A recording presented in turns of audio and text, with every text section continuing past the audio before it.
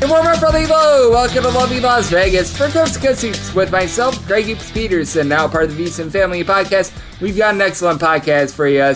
It's a conference preview edition. We're taking a look at the Sun Belt. Take out the S, replace it with an F, and you get the Fun Belt. And we always have a lot of fun when this man is aboard, as we're going to be joined by Blake Lovell in segment number 2. He does such great work over at Southeastern 16, Clutch Point Sports, the website, the app. We're going to be discussing all these teams with him. We're going to be taking a look at all the nooks and crannies that we can expect out of these new coaching hires and so much more. Here in segment number 1, as I always do with a conference preview, we're going to be taking a look at the betting trends, and we're going to be looking at the styles of play of the Sun Belt. And then in the final segment, going to give you guys my projector or finish for the Sun Belt. If you do have a question, comment, segment idea, what have you for this podcast, you have one of two ways we offer those in. First one is my Twitter/X timeline at @unit_D1. Keep in mind, they mean does not matter. So as per usual, please do send these into the timeline. And the other way is find an Apple Podcast review. If you rate this podcast 5 stars, it is very much appreciated. And then from there, you're able to fire in whatever you'd like to hear on this podcast via that 5-star review. And since I am doing a conference preview edition today, that means that the last 48 hours of college basketball news and notes, anything that happened from Saturday, we're going to be polishing that up on the podcast tomorrow. So we've got you guys all covered there, and let's get down to business on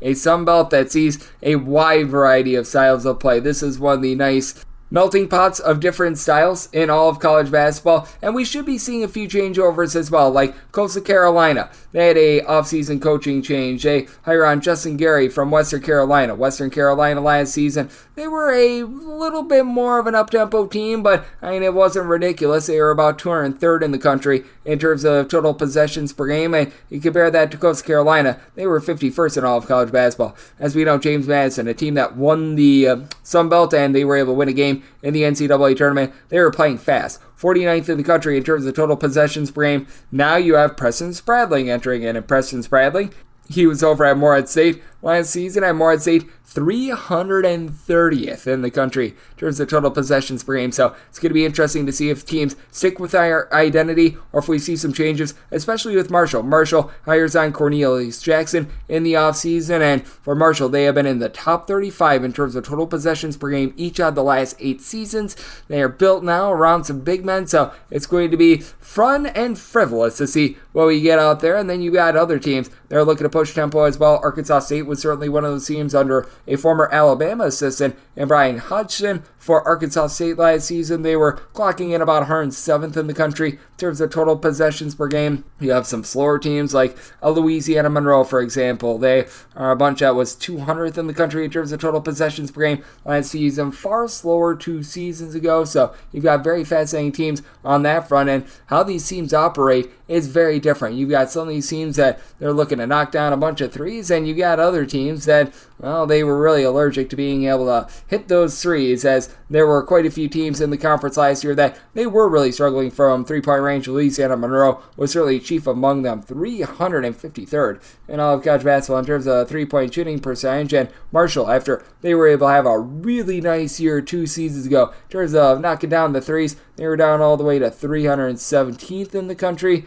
a season ago, so that was a little bit less than savory. Texas State was 298th in the country in terms of their three-point shooting percentage, and that's a team that year in and year out, they are in the bottom 100 in terms of total possessions per game. Typically, Old Dominion is as well, but they underwent a coaching change. That's another team that was playing a little bit more up-tempo last season due to just the situation where they lost their coach mid-season, but they were 282nd in the country in terms of their three-point shooting percentage. You also saw struggles from Georgia State, where they shot 268th in the country in terms of their three-point shooting percentage at 32.2%. Coastal Carolina at 32.1%, 271st. So there are a lot of teams that struggled oh so mightily from three-point range a season ago. And then you saw a few teams be able to rise up, and they did a relatively solid job of being able to knock down those threes. James Madison did see a little bit of regression after a smoldering hot to the start to the season, but still 59th in the country in terms of their three-point shooting percentage. So they were able to do a relatively solid job there. For Arkansas State, that was a bunch that was more around about 154th in the country in terms of three-point shooting percentage, and home court advantage, very meaningful for them. Shot 42.3% from three-point range at home. That was a top 15 mark in all of college basketball, and then they shot less than 30% on the road. So that was a very intriguing case to say the least, and you do have quite a bit of travel when it comes to the Sun Belt. This is a conference that it has had some teams that have been passed around like a basket of breadsticks, like Southern Miss has went from conference to conference to conference over the last few seasons, and we really have not had a lot of teams that have been, shall we say, stalwarts and in the same conference for the last few seasons as well. But in terms of the Sun Belt as well, you've also got a wide variety of teams in terms of being able to take care of the ball. For Georgia State, even though they weren't really able to knock down threes, they did an incredible job of being able to get the most out of their possessions last year, and that they were 16th in the country in terms of fewest turnovers on a per possession basis. Did an incredible job of being able to take care of the ball, and then you had other teams that, well, they did not do an incredible job of being able to take care of the ball, as Texas State, they were 328th in all of college basketball in terms of turnovers on a per possession basis. You certainly saw that early on with Georgia Southern, who they had a big giant turnaround in the second half of the season. We'll certainly talk about that a little bit more with Blake Lovell in segment number 2, but they were 289th overall in terms of percentage of possessions that ended in a turnover, so that was a little bit of an issue for them. And if you're looking trend-wise at what we saw in the Sun Belt last season, it was very much a unique conference because of what I just laid out. You've got a whole bunch of different styles. You've got a whole bunch of teams that are looking to push and take a bunch of threes, and then there are other teams in this conference that they are pretty allergic to shooting threes, like Louisiana Monroe. But in terms of the Sun Belt, this was a league that saw a few overwhelming teams, with Georgia Southern being chief among them. 63.6% of their games went over the total, 21 overs to 12 unders. And then you saw a lot of 57 or so percent teams, Louisiana Monroe, Troy, both with 16 overs, 12 unders, and a push in the case of Troy. Appalachian State, a team that played quite a bit more up-tempo last season, 19 overs to 14 unders. Typically, they're a prime team that's in the bottom 100 in terms of total possessions per game. They sped that up a little bit. And for Marshall, they were down just because they weren't able to knock down a lot of threes, as they had 20 unders to 12 overs. Arkansas State, because they were inconsistent as well, 21 unders, 15 overs, and a push as well. And if you take a look at what we got in terms of the conference games between these teams, it was very much a hodgepodge as well. Like Georgia Southern, they had 70% of their games to the over. Georgia State, 12 overs, 7 unders in conference play. That was 63.2%. But then after that, a lot of teams that they were either a game or two above, I guess you could call it 500 in terms of the over, and a game or two below 500 as well, as really your lone outliers to the under. Marshall, 12 unders, 8 overs. Southern Miss, 12 unders, 7 overs. Much of that due to the Andre Curbelo injury / the fact that he was unable to be out there towards the beginning part of the season due to trying to be out there on the floor in general as a two-time transfer. So that caused a little bit of strife there. And if you're taking a look at the against the spread betting trends in the Sun Belt, you did see a team really be able to rise up and cover a bunch of games, actually 2 of them, in Troy and Arkansas State. Arkansas State, 23-13-1 against the spread, 63.9% hit rate. Troy, 18-10-1 against the spread, 64.3% hit rate. You also had Old Dominion, who should be feeling very, very fortunate that Pacific existed, because they were absolutely awful against the spread. 7-23-1. Again, they had a just health scare with their coach, but they were the second worst cover team in all of college basketball, and Marshall wasn't necessarily a whole heck of a lot better. For our good friends the Thundering Herd of Marshall, this team was unable to cover a whole heck of a lot of anything in general. As for Marshall, they went a hearty 12-20 against the spread for a 37.5% hit rate, and then you also had Southern Miss go 11-16-3 against the spread. Louisiana Monroe 12-16 against the spread, but you had a lot of teams hovering in that neighborhood about 55.5 to 57.5% in terms of their against the spread record. Appalachian State 19-14 against the spread. Texas State 18-14-1 against the spread. Coastal Carolina won 15-12-2 against the spread, and James Madison, the old Dukes, they won 19-15-1 against the spread. And the big thing with regards to this conference is that a lot of these teams did really well in non-conference play. You obviously had a few rusty anchors, with Old Dominion going 3-8 against the spread in non-conference play. Georgia Southern 2-11 against the spread in non-conference play, and Louisiana Monroe, Southern Miss both covered only 3 games in non-conference play, but Troy was 7-2-1 against the spread in non-con. James Madison 8-4-1 against the spread outside the conference. Louisiana 7-4 against the spread in non-conference play. South Alabama 7-3 against the spread in non-conference play, and Arkansas State 10-6 against the spread in non-conference play as well. So these teams were able to do a pretty rock solid job there. And when it comes to this conference, you do have a little bit more interesting geography, because you've got teams out there in like Virginia, you've got teams that are out there on the East Coast, and then you've got your more southern teams like Louisiana, Arkansas, teams like this. You've obviously got West Virginia out there as well with Marshall, and they really struggled when they were on the road. They went 4-8 against the spread on the road, and as a matter of fact, out of the 14 teams in this conference, you only had 4 teams be above 500 against the spread on the road, and all of it was one game above 500. Coastal Carolina 5-4-1 against the spread on the road. Appalachian State 7-6 against the spread on the road. Louisiana Monroe 8-7 against the spread on the road.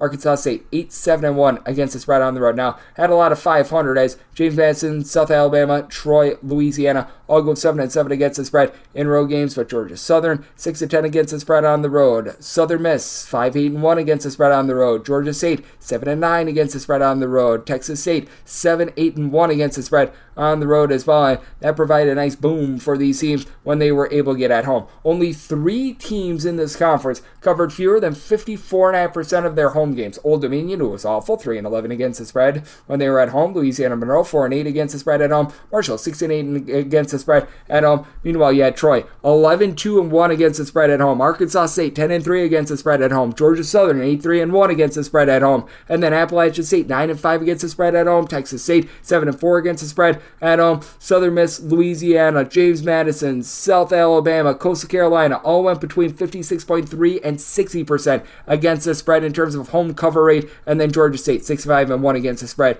at home. So it's a pretty spread out conference. Home court advantage very meaningful in the Sun Belt, and you've got a whole bunch of different styles, and we've got a whole bunch of new coaches in the Sun Belt. We're going to be talking about that and so much more next with our good friend Blake Lovell. He does such amazing work over at Southeastern 16, and he joins me next on Cuz Soups with myself, Craig Peterson, now a part of the Houston Family Podcast, the Sun Belt Conference Preview Edition.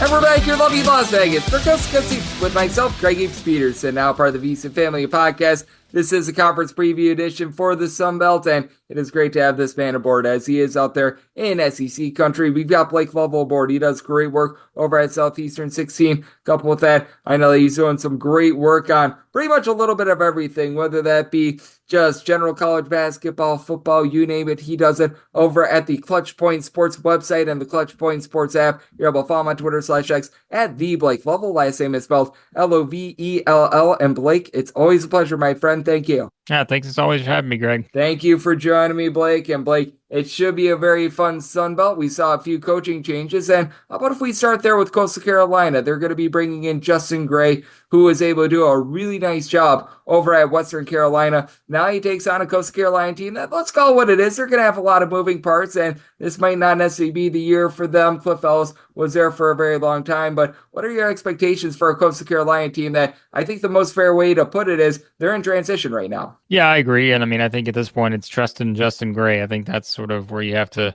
be at with this team. And I think, certainly someone with familiarity and, understanding, I think, what it's going to take to be a team that can be back towards the top of this conference. I think it will be interesting to really see how they try to make that work. Because like you said, if you look at Justin Gray and sort of, the past couple of years at Western Carolina, and you try to find maybe some of those common themes, I guess you could say, I think it's just really going to depend on the personnel here. And as you mentioned, I think it's a team that when you look at the roster, you kind of understand that they've got 11, 12 new players, whatever it is. It's really just waiting to see how some of these, guys kind of pair together. And you got a lot of size. I mean, up front, I think that's something that certainly stands out when you look at this roster. But I'm with you. I think it's one where you're sort of going to put your confidence in Justin Gray and see what he can pull out of this first team that he has there. But I'm willing to bet that this will not be his best team he has there, because I think that he will continue to build this thing over the next couple of years and get this team back up to where that fan base is used to. I am right there with you, and we've got to take a look at this team that has a new coach as well.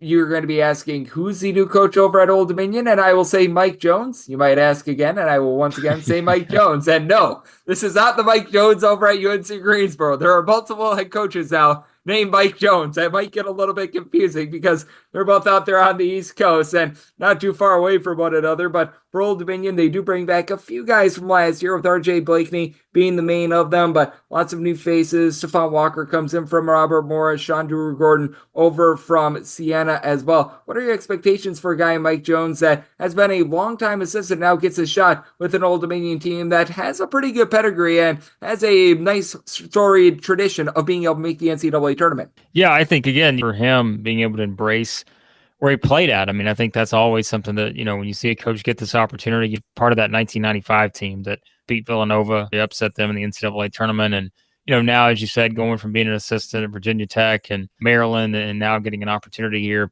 at Old Dominion. And yeah, I mean, you certainly look at some of the higher years that they had under Jeff Jones. I mean, this was a program that was winning a lot of games over the past decade or so. I'm sure there were a couple of dips here or there, but as you mentioned, Greg, you look at a team that is trying to rebuild the roster the way that they wanted. And, they don't have any, by any means, that they don't have anywhere near as many transfers as Coastal Carolina.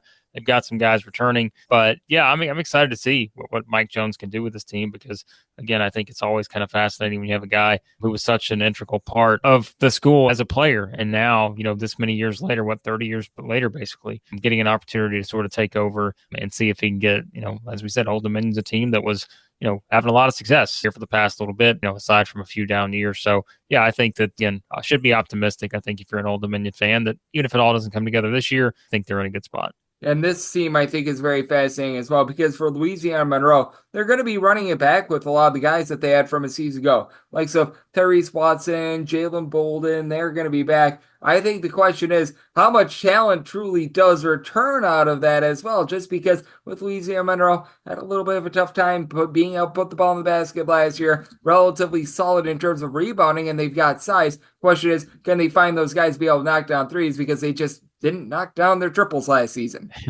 They were bad. That's probably putting it lightly. 28.5% is not going to get it done. When it comes to, trying to score against teams, and especially, when you look at some of the styles, which I know we talk about in the Sun Belt, it's just a hard thing to do. And you look back at so many games last year where even, in a couple of those games late that they're having to win, they're having to score in the 60s. They're not getting up to that mark that they were a bit earlier in the season. But yeah, if you look at a lot of games, that they did lose last year, you're looking at games where they're really struggling to find that consistency, I think, on offense, especially sort of in that dip early in conference play. But like you mentioned, it's sort of the same team. You've got some new additions. So you would certainly look at this team and feel like at least, there's a little bit more experience because you do have a lot of guys back who have some of that. And you never know. We always say that, right, about a team that kind of goes through a process of a season like that where, you're looking up, you're 11-19. This is a program that really has just not been able to get to that next level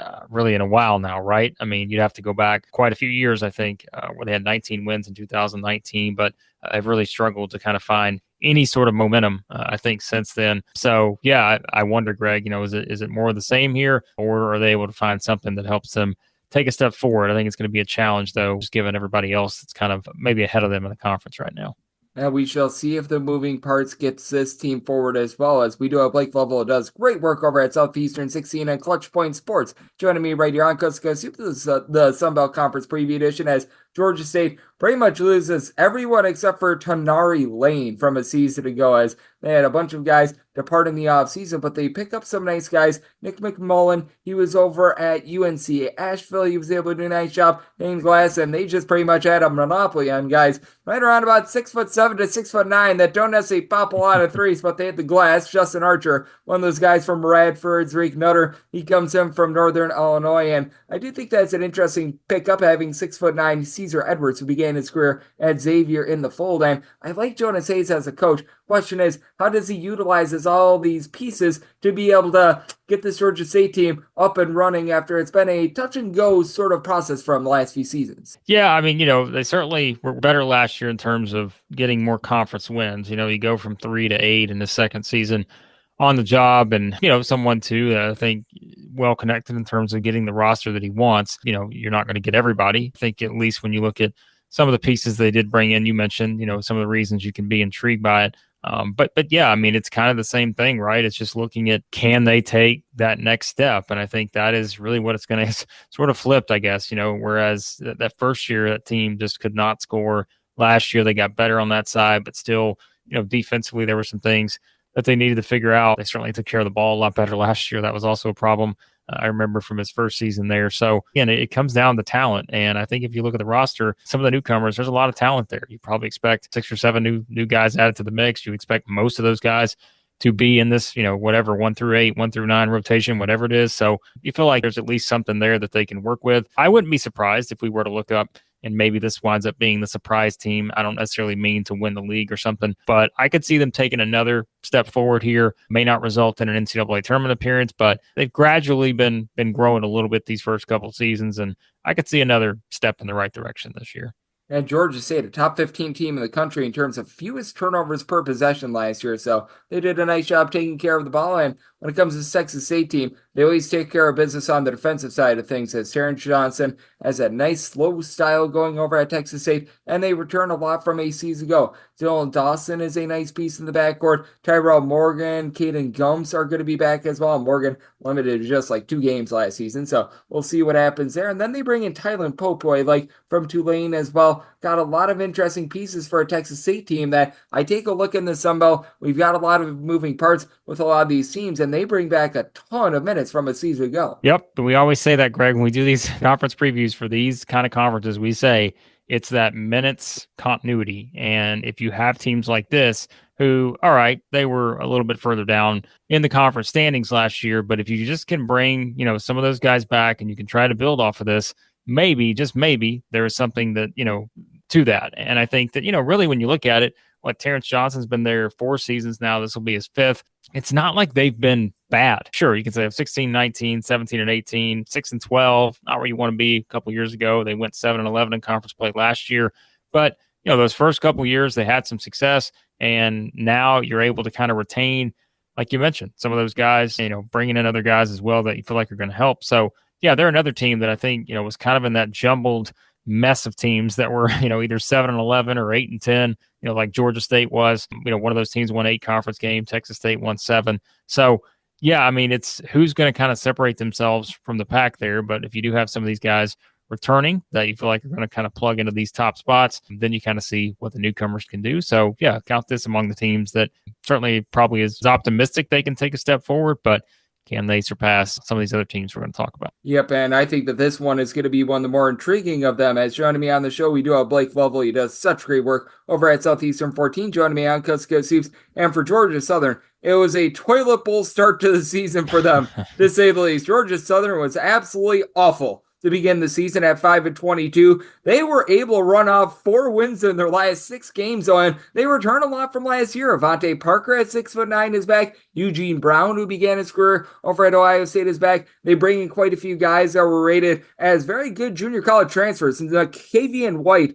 JUCORecruiting.com, was rated by them as the number 4 junior college transfer for this year. And Georgia State is a team that I think has a lot of upside with the way that they ended last season. I agree. I mean, keep in mind, remember, Charlie Henry was, someone that obviously came in with a very high pedigree based on being on that Alabama staff, and takes over for a team, like you said, that certainly did not get off to a great start. We know, and some of those games they played early on last season, they had a couple close calls, and you're just wondering, when are we ever going to win one? But like you said, they started to sort of figure some things out where after, you start 0-12, they're 5-22 at one point, but then you finish strong with some momentum, even lost that game to App State in overtime in the tournament. And so, yeah, I think that this is probably a year where they're able to kind of move forward a bit just because of that strong finish and with what they do have returning. And I do like kind of the mix that he's added here as well. And again, I think that kind of helps to bring in, we always say like these guys, the JUCO level, when you're that highly rated, like sometimes if we're talking about an SEC or something like that, it can be a little bit harder to figure out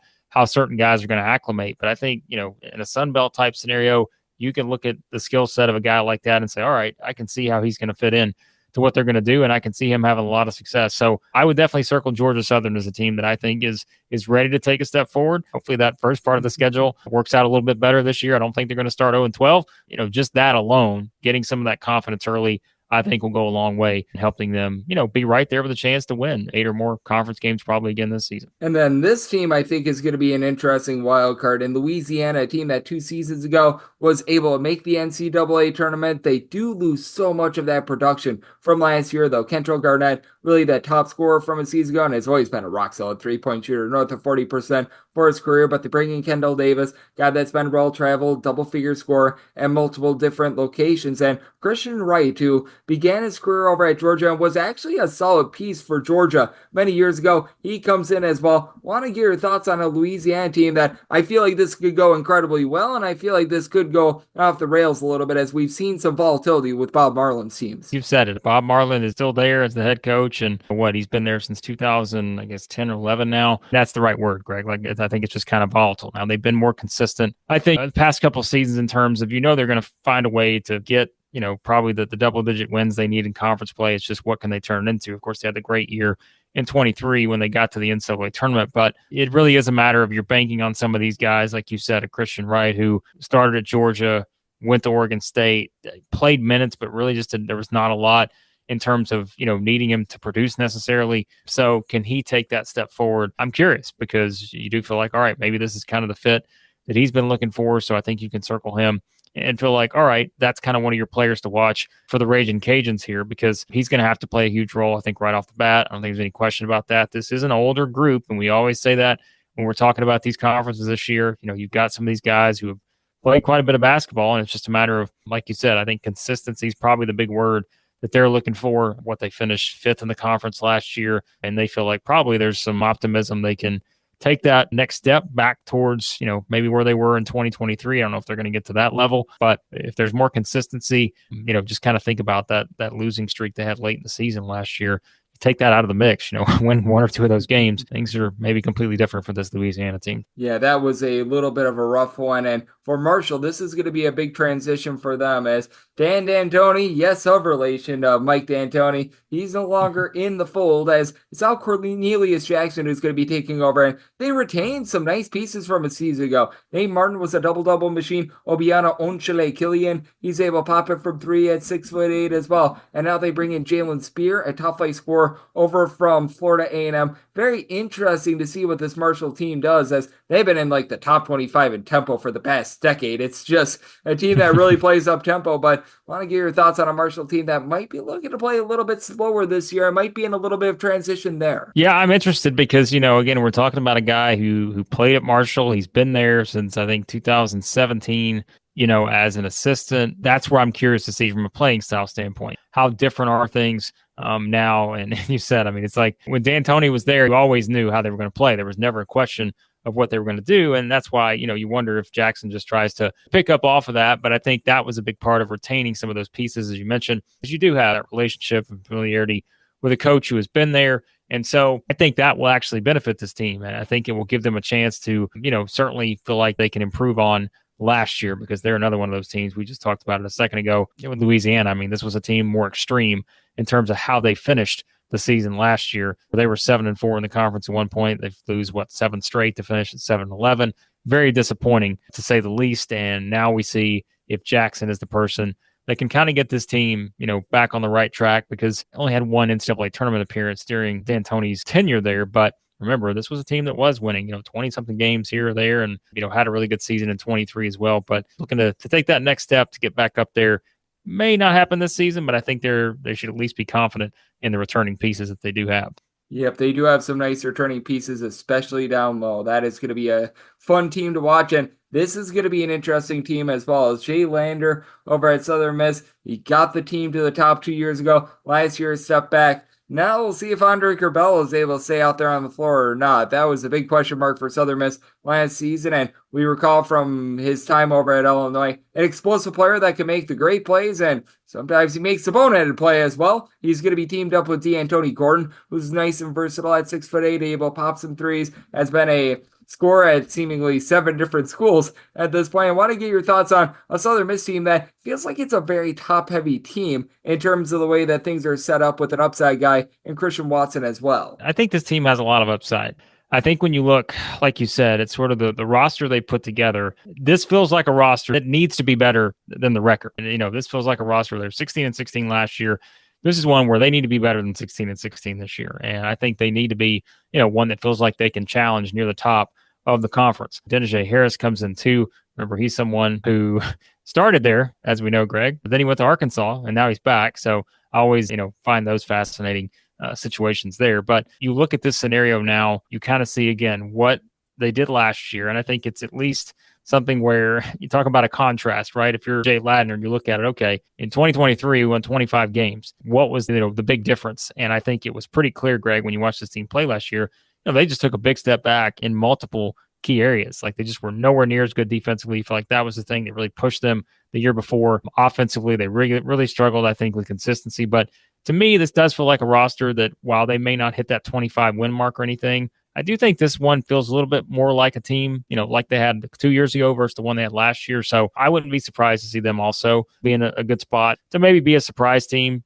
near the top. Because again, even with a 16-16 record, they finished 9-9 in conference, weren't that far away. But yeah, like you said, I think more consistency as well for this team. Yep, and this team I do think has a few question marks around it. It's South Alabama, a South Alabama team that has to replace 4 of their top 5 players in terms of total scoring last season. They bring back Maxwell Land after he went down with a little bit of an injury last year, but was a nice double-figure scorer over at St. Francis of Pennsylvania. Had a nice 9-game stint for this team. They bring in Barry Dunning Jr., who he was a former top 150 recruit, spent some time at Arkansas and UAB, but I feel like with South Alabama, Richie Riley is the biggest thing that you can trust in with this team, because other than really Maxwell Land, I've got a lot of question marks with regards to this roster. Yeah, you said it. I mean, I think it's Richie Riley. It's seeing if he can, kind of pull the best out of this team. And, I think, again, you kind of have a pretty good idea of how they want to play this team in particular. What they try to do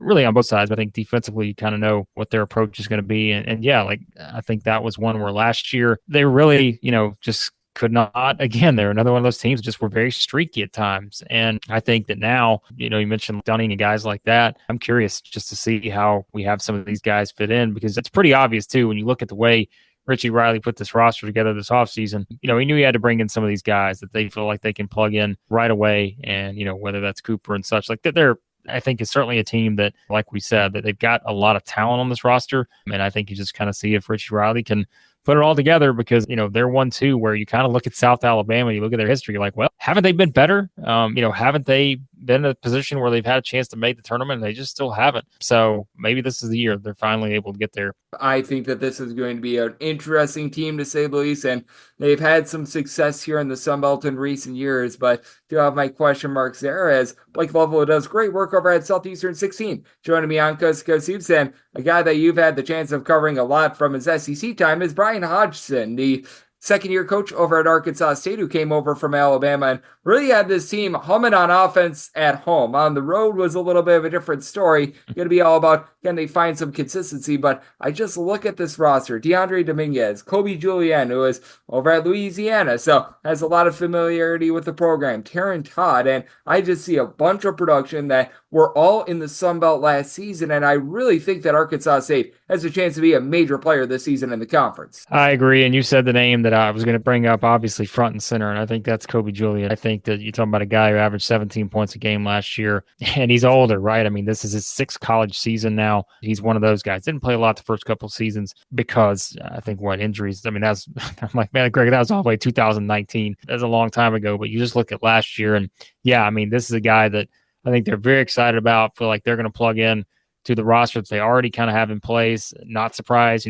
Brian Hodgson roster, they've got size up front. They've got size at the guard position. To me, this does feel like one where, aside from a couple slips here or there, and really even in those games on the road, those were close games. And I think you look at how many close games this team lost last year, in some of those road games in particular. Southern Miss by 3, Louisiana by 6, overtime in Monroe. They lost the game at home against James Madison. No shame in that, by 4. Honestly, it's like, not for James Madison last year. I mean, you feel like this team was certainly, having a really good opportunity to get where they wanted to go. But I think Brian Hodgson's got a really good group here. I would not be surprised once again, just like last year, they finished in the top 4.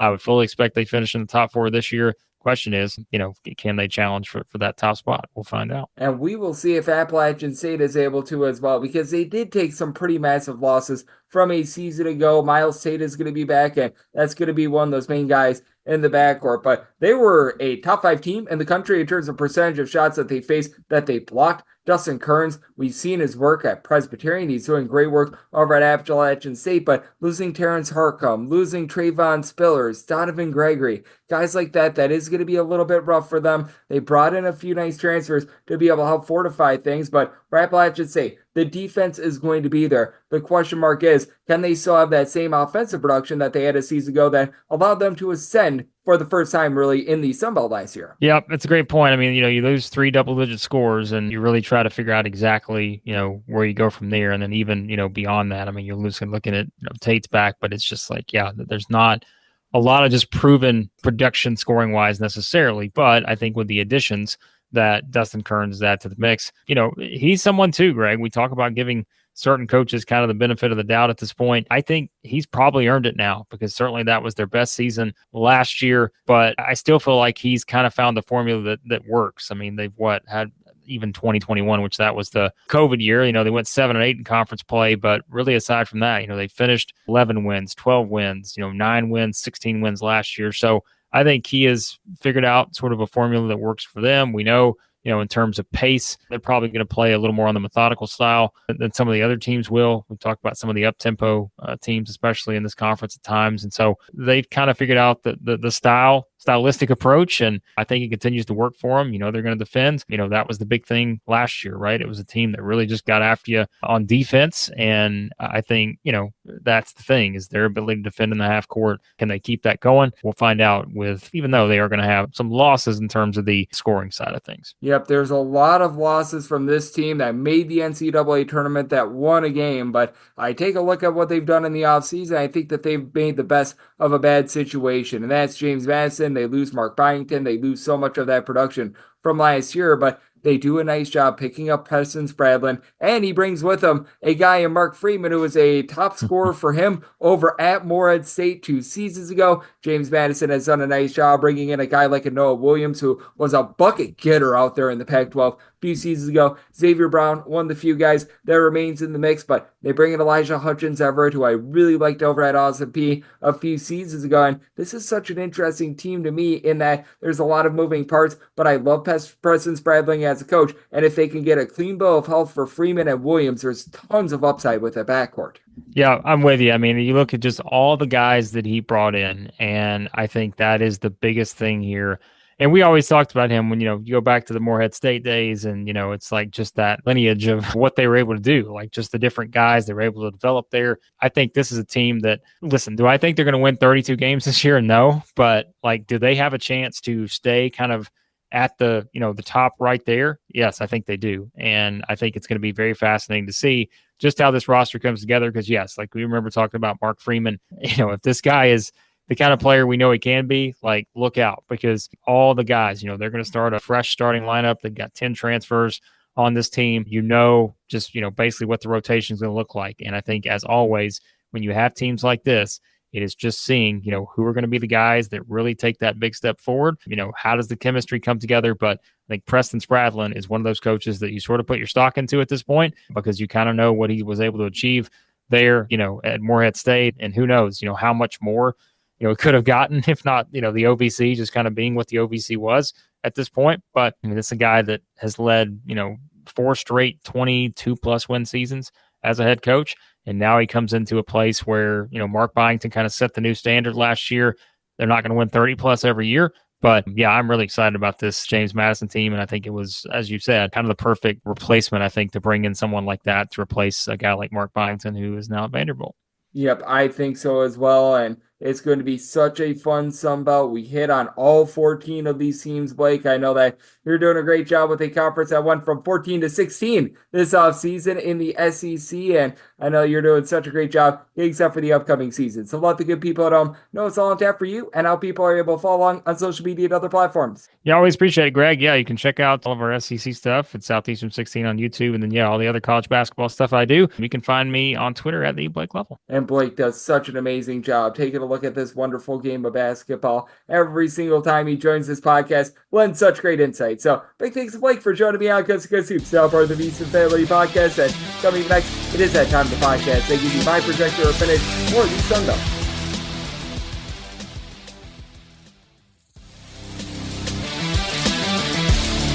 And we're back here in lovely Las Vegas for Coast to Coast Hoops with myself, Greg Hoops Peterson, now part of the VSiN Family Podcast. This is the Sun Belt Conference Preview Edition, and it was great to be able to get Blake Lovell aboard. He does such great work over at Southeastern 16, but he really does great work taking a look at all 364 D1 teams he is out there in the southeast part of the country, doing a great job holding it down, and every single time he joins this podcast, always lends such great insight. So, big thanks to him for joining me in the last segment. Now it is that time of the podcast. I give you my projector or finish for the Sun Belt, and do note that as per usual, because I am doing a conference preview today, the news and notes of college basketball from Saturday that I missed today, well, those are going to be summed up on the podcast tomorrow. So those are not going to be forgotten about, but this team might be a little bit easy to forget about. As dead last in terms of my projector or finish, I am going to be going with Louisiana Monroe.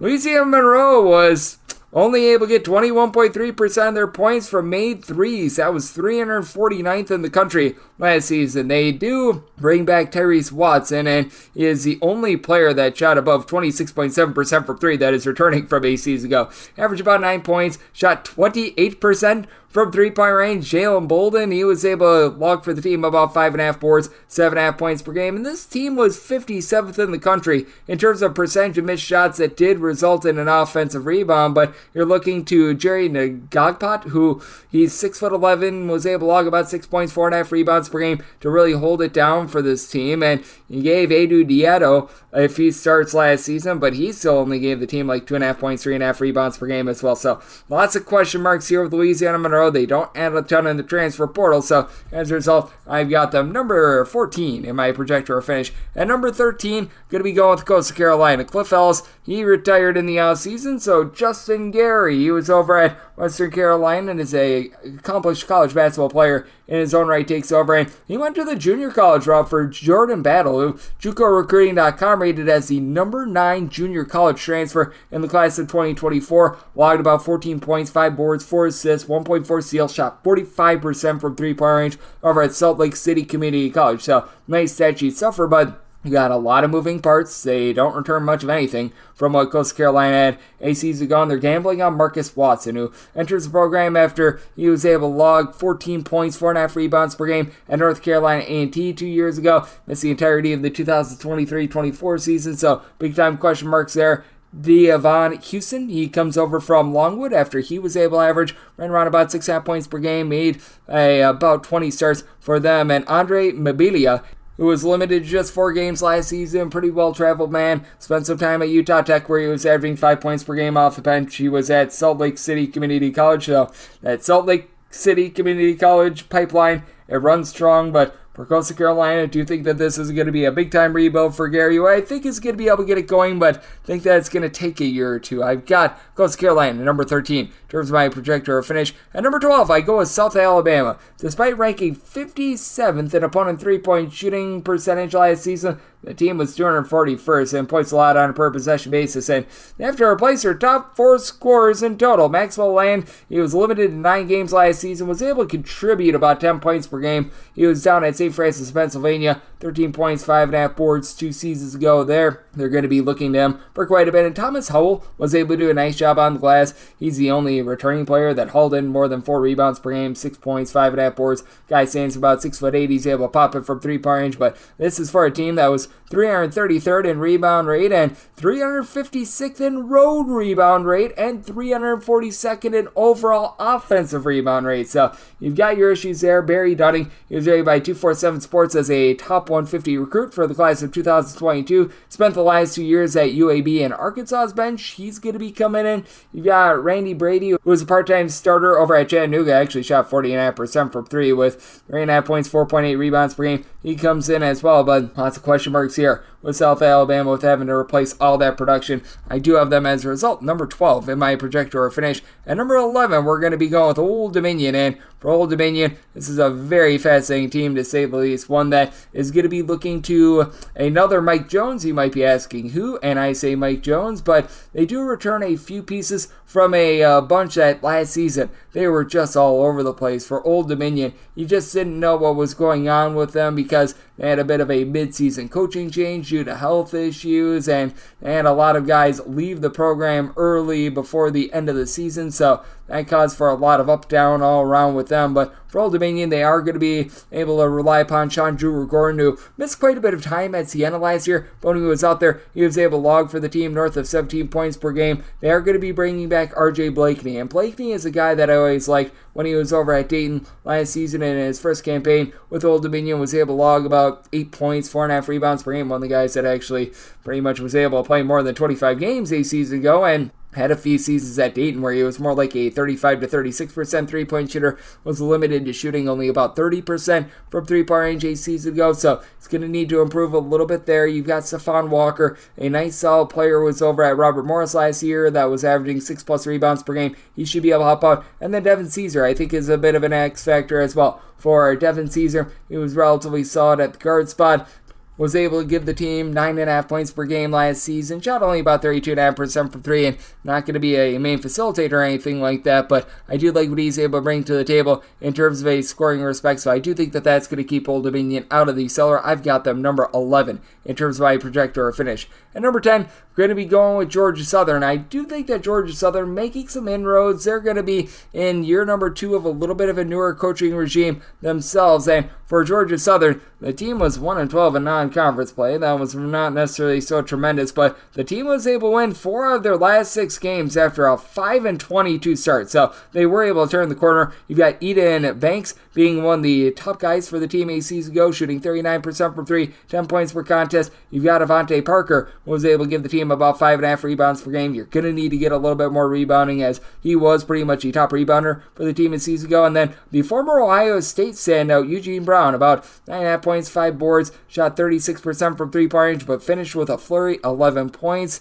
Right in the neighborhood, about 6 rebounds per game in those final 11 games of the season. Then you've got Nikavion White, who JUCORecruiting.com rated as the number 4 junior college transfer for 2024. Absolute monster over at National Park last season with 17.5 points, 8 boards, 6 assists, 2 steals, 2 blocks per contest at 6'7". So absolutely love what he's able to bring to the table there. You also have a gentleman from UT Grand Valley and Adante Holloman, who's going to be coming in. He's able to shoot about 43.5% from three-point range, log for the team, 7.5 points, 3 assists per game. That should be able to give the team a little bit of facilitation. I think they're still going to be rough down low as they bring in Nate Bradford. He was able to give the team about 3.5 rebounds per game last season while he was with the Meep San Antonio Roadrunners, but this was a team that was 349th in opponent free throw attempts per play last season, so a little bit of a lack of discipline there, and they were 352nd in assists per possession, so Holloman certainly has his work cut out from there. I did set Georgia Southern as a result at number 10 in terms of my projector or finish. At number 9, I'm going to be going with Marshall. For Marshall, what I love for this team is the fact that you've got Obiana Onchile-Killian, who's going to be returning for the team. Guy was an absolute walking double-double for them. I still remember in the non-conference portion of the 2020-21 season, he was averaging darn near about 3 blocks per contest last season. Turned out to be a very versatile player at 6'7", 6'8", 14.5 points, 6 boards, a steal per game, shot about 32.5% from three-point range. They're bringing in top scorer from Florida A&M as well, Jalen Spear, who he spearheaded an effort that saw him be able to put up 15.5 points, 4 assists on 39% three-point shooting. And then Mikael Dawson, who comes in from Akron, averaging only about 5.5 points per game last season. He should be able to come in, do a relatively solid job. They moved on from Dan Antonia in the last offseason. You've got Cornelius Jackson out there for this team, so might be slowing down a little bit from the fact that they were 32nd or faster in total possessions per game each out of the past 10 seasons, but I do think that that'll improve the defense for a team that returns quite a bit from a season ago. And Nate Martin, who's also going to be back after he averaged a double-double last season with 11 points, 10 boards, and 1.3 blocks per contest. And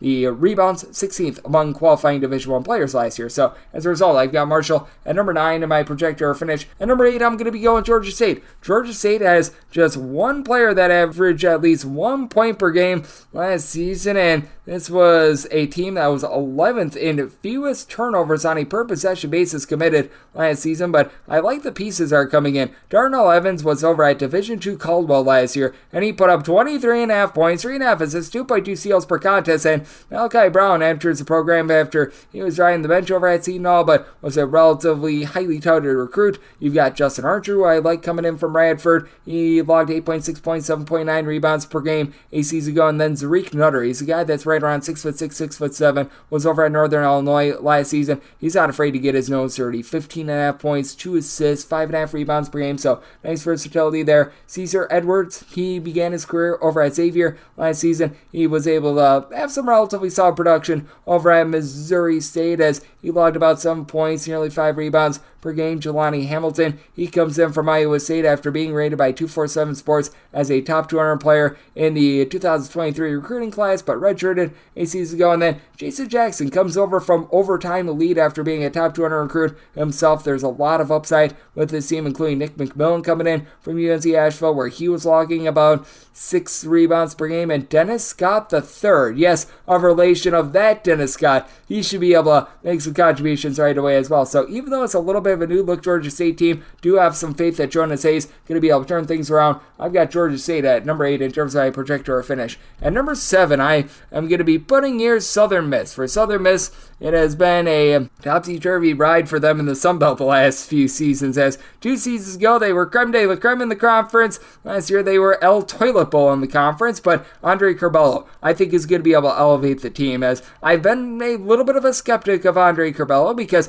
he does a great job putting up offensive numbers, he does a great job of doling out the ball, but 3.9 turnovers per game last season, 3rd among qualifying Division I players. That was less than savory, but now I think you're number 2 in this system at a lower level than what he was at Illinois. I think he's going to be able to elevate there. And then you got Alfred Worrell, who was over at John A. Logan, one of the best junior colleges in all of college basketball. JUCORecruiting.com rated him as the number 50 junior college transfer for this year's class. He comes in after he logged about 12 points per contest at the lower level last season. You've got Kobe Montgomery, who's back after he was getting about 7 points off the bench a season ago. The team was just 270th in points scored on a per possession basis last year and 295th in 2-point shooting percentage, but D'Antoni Gordon should be able to help out with that. Comes in from Little Rock, 11.5 points, 4.5 boards, shot 34.5% from 3-point range, and had 13.5 points, 5.5 boards per contest 2 seasons ago. And then you bring in the Miami transfer and Christian Watson, who had about 3 points per game, but among 247 Sports' top recruits for the class of 2022, a top 150 guy. So really do like the upside of this team. You've also got Tigra Easy, hopefully I said that correctly, a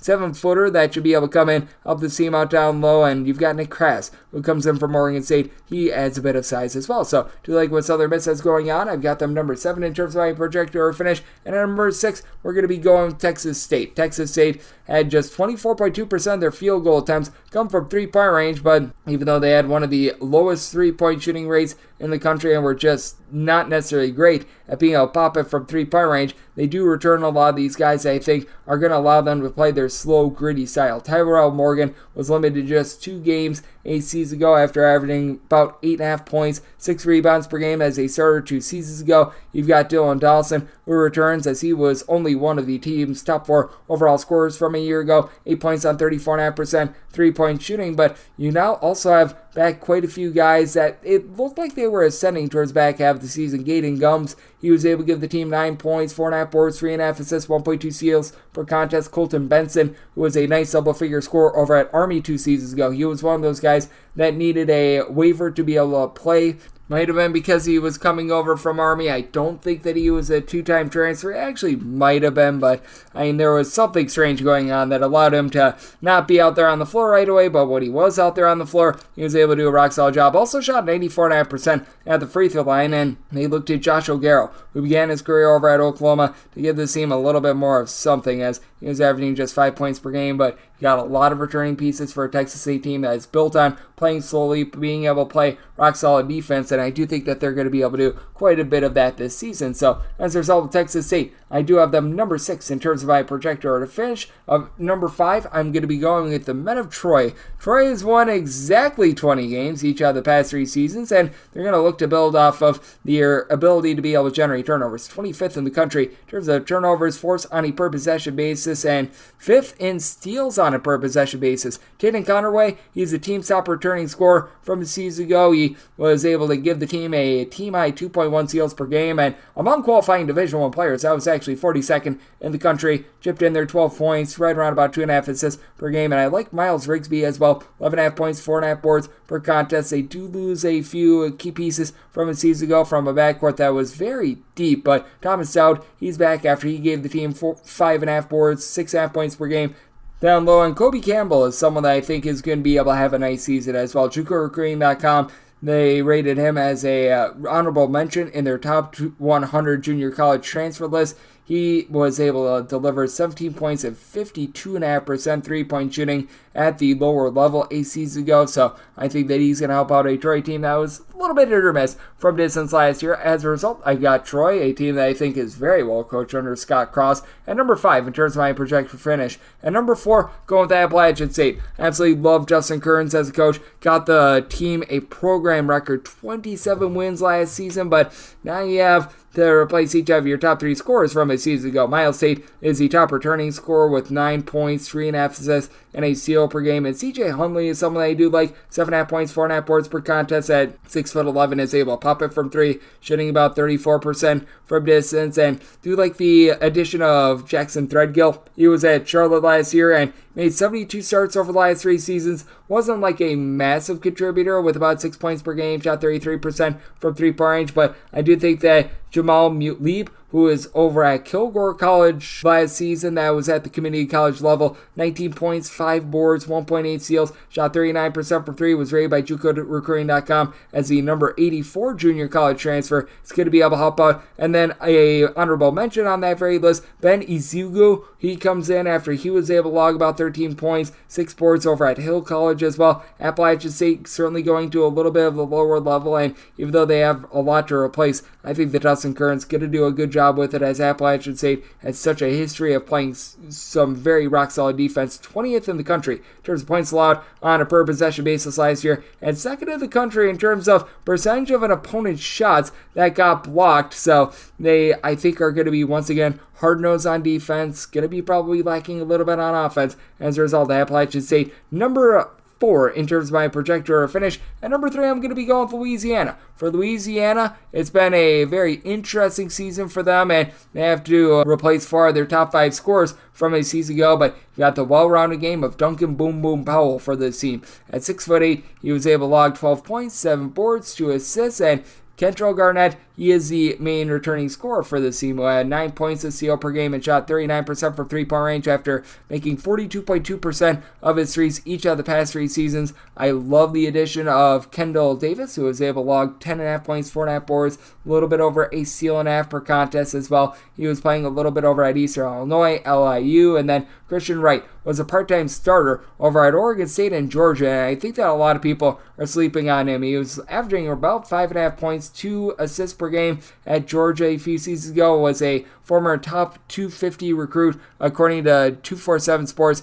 as well, so I think that he's going to come in right away, be rock solid. And Hosanna Kitenje, hopefully I said that correctly. He was a all Sun Belt performer last season at 6'7", averaging about 12 points, 6.5 boards, a little bit over a steal per contest. You bring back Blake Butler, who was able to shoot 37% from 3-point range. Michael Thomas, he had 6 points for a team that was one of the tops in all of college basketball in terms of opponents' 3-point shooting percentage, defense as well. You had them hold opponents to shooting just 27.9% from 3-point range. No other team had a better opponent 3-point shooting percentage than 29.1%. Have to expect a little bit of regression there, but they were also 28th in the country in terms of turnovers forced on a per possession basis. Really like what this team is able to provide overall, so it's a circumstance where with Louisiana, I've got them number 3 in terms of my projector finish. At number 2, I'm going with James Madison. James Madison, even though they do lose their coach, Mark Byington, even though they do lose so many of those top flight scorers from a season ago, you've got a team that I think is going to be really really well coached under Preston Spradlin, who comes over from Morehead State, and he brings with him Mark Freeman, who missed the 2023-24 season due to injury, but was averaging 15 points,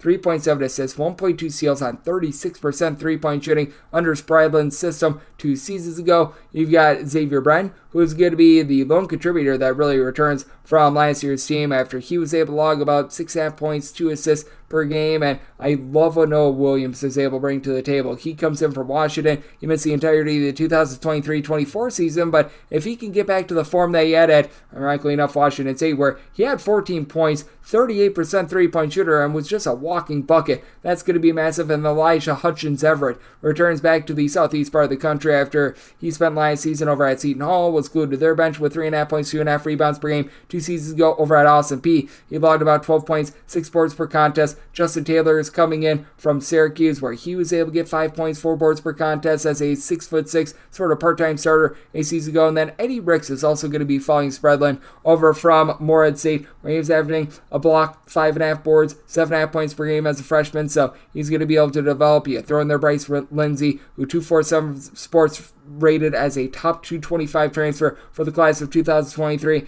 I think that you've got yourself something here. So as a result, I'm going to be setting James Madison, a team that I think is going to be really slowing it down, at number 2 in terms of my projector finish. And at number 1, I go with Arkansas State. Arkansas State, they certainly were explosive with their offense, 46th in the country in terms of points scored on a per possession basis, and they certainly had their home and road splits. Second in the country in points scored on a per possession basis at home, 146th in the country in terms of road games, but being able to bring back DeAndre Dominguez, a 6'8" combo player that was able to give the team about 10.5 points, 5.8 rebounds per game, I think is massive. Darren Ford, he was able to shoot about 37.5% from three-point range as well. He was able to log for the team a little bit over 10 points per contest. And then Isaiah Nelson, who had 6'10", led the team with 2 blocks along with 10 points, 7.5 rebounds per game. I think that he's going to be able to come up big, and this was for a team that was able to get a rebound on 32.7% of their missed shots. That was 28th in terms of offensive rebound rate in all of college basketball. Taryn Todd, Avery Felts, they're back in the backcourt as well. Felts was able to shoot about 37% from three-point range. Terrence Ford is also helping out with that guard depth as well. 11 points, nearly 3 assists, shot 40% from three-point range as well. Arkansas State allowed only 26.9%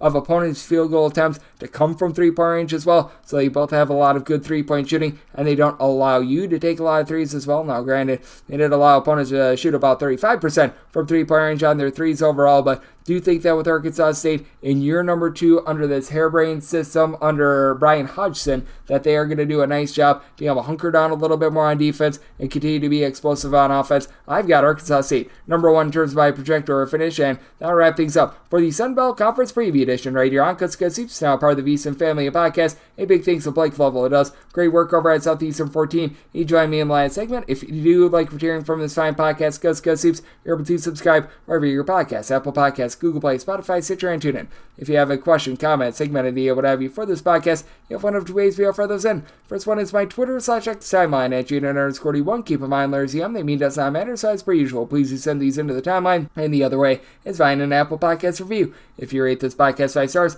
it is very much appreciated. From there, you're able to fire in whatever you'd like to hear on this podcast via that 5-star review.